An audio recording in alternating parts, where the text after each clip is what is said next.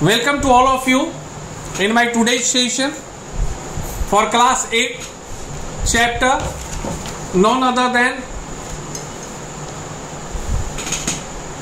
agricultural practices, in which we will discuss about the commercial agriculture. अभी तक factors influencing agriculture पढ़ लिए, types of agriculture में extensive agriculture, intensive agriculture पढ़ लिए, कल्टीवेशन पे पढ़े, सबसिस्टेंस एग्रीकल्चर। अब हम लोग आ रहे हैं कॉमर्शियल पे। क्यों? क्योंकि कल्टीवेशन के आधार पे मैंने आप लोगों को बताया था कि दो टाइप्स होते हैं। बोलेंगे हाँ सर बताया था, पहला subsistence and second one commercial. तो सबसिस्टेंस में शिफ्टिंग एग्रीकल्चर, झूम विधि एंड ऑल, नोमैडिक हर्डिंग, ये दोनों पे चर्चा पिछले सेशन में मेरी हुई। तो अब बारी आती है कल्टीवेशन बेस्ड क्लासिफिकेशन के तहत कॉमर्शियल एग्रीकल्चर। कॉमर्शियल एग्रीकल्चर, चीजों को बड़ा सरल ढंग से समझना। कॉमर्शियल डेफिनेटली आज के दौर में हम लोग कोई वर्ड सीखे हो या नहीं सीखे हो, कॉमर्शियल वर्ड तो सीख गए, कॉमर्शियल वर्ड तो सीख गए हैं, इसमें कहीं कोई शक नहीं। पैसा पैसा पैसा बोलते हैं। कॉमर्शियल एग्रीकल्चर का भी मतलब वही। In this type of agriculture the crops grown for sale, बेचने के लिए उत्पादन होता है, बेचेंगे तुरंत पैसे मिलेंगे। नगदी फसल, हिंदी में थोड़ी हिंदी कहीं ना कहीं आ जाती है, तो सरल में इसका जो है कॉमर्शियल जो एग्रीकल्चर है, इसको नगदी फसल या नगदी कृषि बोला जाता। The farming is highly organised and the farmer specialise in growing one type of crop. किसी एक चीज के कृषि पर जो फार्मर्स भी होते हैं, जो वर्कर भी होते हैं, वो स्पेशलिस्ट हो जाते हैं। They know how to do farming, they know that how we can improve the production, because if we will produce more amount then only we will get lot of money. अगर उत्पादन बढ़ेगा तभी तो आमदनी बढ़ेगी, और उद्देश्य तो आमदनी है कि हम ज्यादा से ज्यादा आय करें, अर्जित करें। तो उसके लिए ये कला होनी चाहिए कि आप कैसे अपने उत्पादन को बढ़ाएं, कैसे अपने उत्पादन को बढ़ाएं, और वही इसका मूल सार। Sedentary farming, mixed farming, plantation agriculture, dairy farming, these comes under commercial agriculture. इन्हीं चीजों को हमें कॉमर्शियल एग्रीकल्चर के अधीन समझने की आवश्यकता है। तो अब हम लोग शुरू करते हैं। पहला सेडेंटरी फार्मिंग। समझिएगा, पहले मैं उन वाक्यों को दोहराता हूं जो आपकी पुस्तक में है, फिर उस पर हम लोग डिस्कस करें।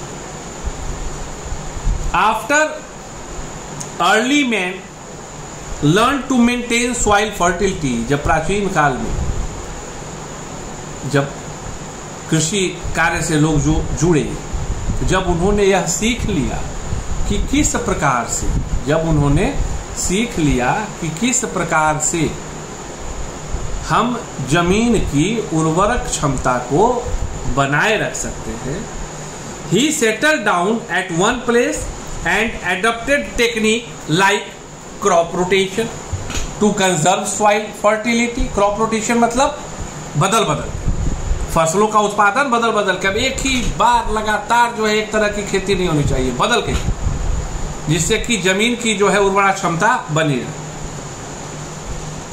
Slowly he developed simple tools for cultivation and started rearing cattle. In his spare time he also developed cottage industries to supplement his income as a farmer. That comes under the sedentary farm. that comes under the sedentary farming. Mixed farming. In this type of farming, livestock is reared along with the crops. Cattle is reared for milk and meat. Fodder crops are also cultivated along with food crops. Efficient method of farming, quick means of transportation, and a ready market ensure good returns for farmer in this type of farming. This type of farming is mostly practiced in the thickly populated region. मतलब जहां ज्यादा जनसंख्या का घनत्व, वही तो ये सारी चीजें मिलेंगी. आदमी ज्यादा मिलेंगे, खपत ज्यादा होगा, मार्केट बड़ा मिलेगा. So these regions are Europe, Southeast Australia, New Zealand and South Africa. Third, none other than plantation agriculture. This type of farming takes a place on large estates called plantation. What do you mean by plantation? This type of farming takes a place on large estates called plantation. The farming involves huge capital investment, बहुत ज्यादा पैसे खर्च होते हैं, and cheap labor. Plantations are spread over large area and have housing facilities for the workers too. बड़े भूभाग में किया जाने वाला कार्य, रहने की भी व्यवस्था मजदूरों को आपको देनी है. In this type of agriculture, only a single crop is grown and the work is quite organized. एक फसल पर आधारित, एक चीज, मेसअप नहीं होना, एक चीज पर आधारित होता है. जैसे चाय, cocoa, coffee, oil, rubber, banana, spices, cottons are grown on plantation. These are going to be produced with the help of plantation agriculture technique. याद रखना. अब इससे आसान क्या हो? रबर, केला, कॉफी, चाय, कोकोआ, ये सभी चीजों का जो उत्पादन होता है, मसाले, इन सभी चीजों का जो उत्पादन होता है वो किस कृषि के विधि पर आधारित होता है? तो प्लांटेशन एग्रीकल्चर टेक्निक पर आधारित होता है. उदाहरण, मलेशिया में रबर, त्रिपुरा, इंडिया में त्रिपुरा में रबर. मैंने रोड पे देखा है रबर जमा के निकाल के डाले रहते हैं उस उत्तर. Coffee plantation in Brazil, tea plantation in India and banana plantation in West Indies. These are an important and famous examples under plantation agriculture. So you have to keep it in mind. Now, dairy farming. It is a farming practice in which the cattle is reared commercially for milk and milk products. Dairy farming के बारे में तो कहना नहीं है. Dairy उद्योग के बारे में जितने भी गाय भैंस होते हैं उनको रखा जाता है, उनकी देखभाल की जाती है. एक प्रकार से यह भी एक कार्य हुआ. मूल उद्देश्य क्या है? दूध और उससे बने उत्पादों को बनाना. दूध और उससे बने हुए उत्पादों को बनाना. The manual labour is limited. और एक चीज आप याद रखिएगा, if you will move toward any dairy projects in which you will see the concept of dairy farming, वहां पे आपको बिहार उत्तर प्रदेश वाले वो मिल्कमैन नहीं दिखेंगे, वो गाय दूहने वाले. वहां इस चीज को, सारे चीजों को टेक्निक बेस्ड कर दिया जाता है टू रिड्यूस द कॉस्टिंग और टू इंक्रीज द प्रॉफिट.